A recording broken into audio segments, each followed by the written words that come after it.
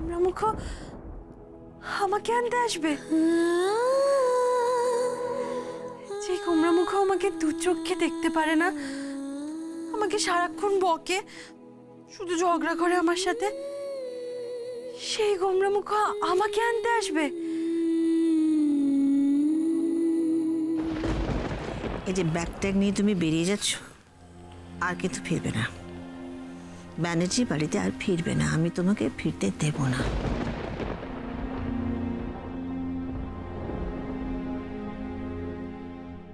হেডমিস্ট্রেসের অত বড় কথা বলার পরেও গোমরামুখ আমাকে আনতে আসবে?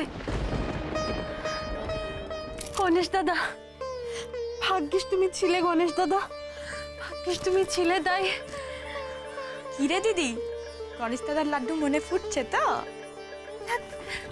কি যে বলিস না তুই।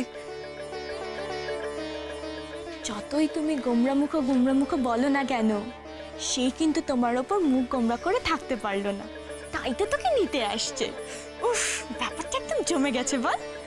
তুই এদিকে গোমরামুখের জন্য চিন্তা করছিস, আর ওদিকে গোমরামুখ তোকে ছেড়ে থাকতেই পারছে না।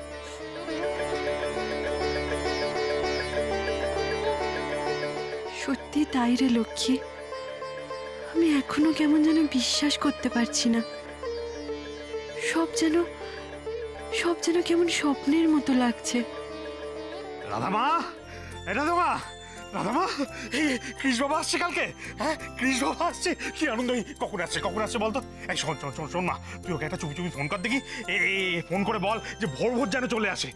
ভোর এসে একেবারে হাত মুখ ধুয়ে এখানে গরম গরম ফুলকো লুচি, বেগুন ভাজা, আলুর দম আর বড় বড় তালচার সন্দেশ দিয়ে জল খাবার খাবে।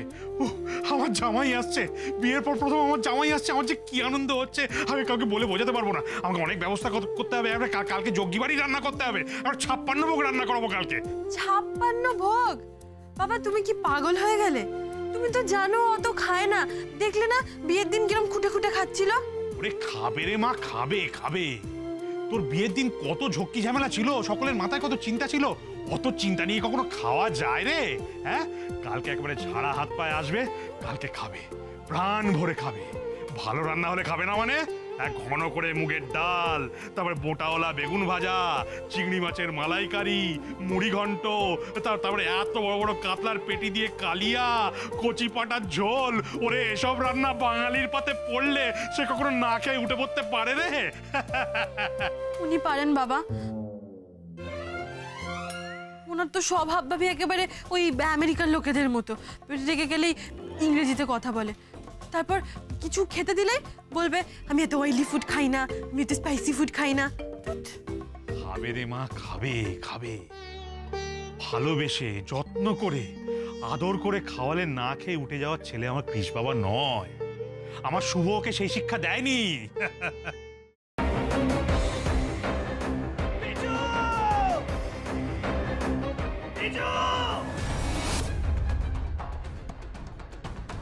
কি করে করতে পারলে তুই? ও তোর বৌদি হয়, তুই আমার ভাই হোস।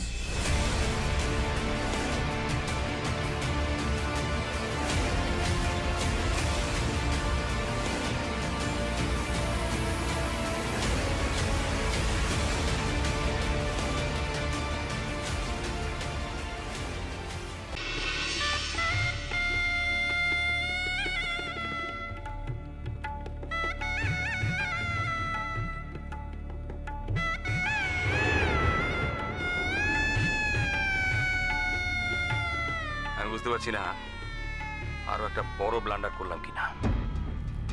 কি বড় মামু? আমি ওদের 20 লাখ টাকা দিয়ে দিয়েছি। সে কি কথা? কেন? তোমার কিন্তু কথা ছিল এই কথাটা 5 কান না করার। যাই বাবা, তাড়াতাড়ি বজরংবলীর পূজাটা দিয়েছি। আমি লাড্ডু না দিলে তো বজরংবলীর ব্রেকফাস্টই খাওয়া হবে না।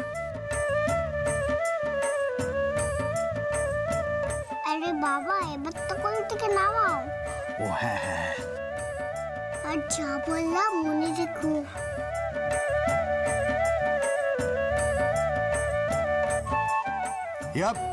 ইয়া সাবধানে দেখে।